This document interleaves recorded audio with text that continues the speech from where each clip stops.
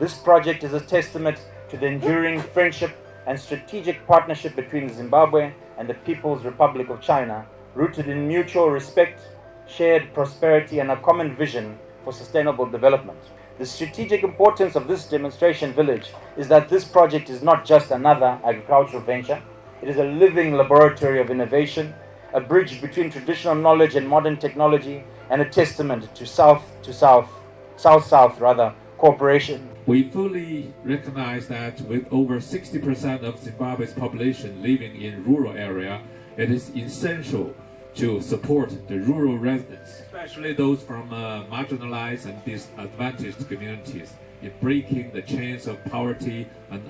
unlocking their full potential. The project is working very hard to us because we are no longer begging or asking for something, but we are doing it for ourselves, knowing that this thing we are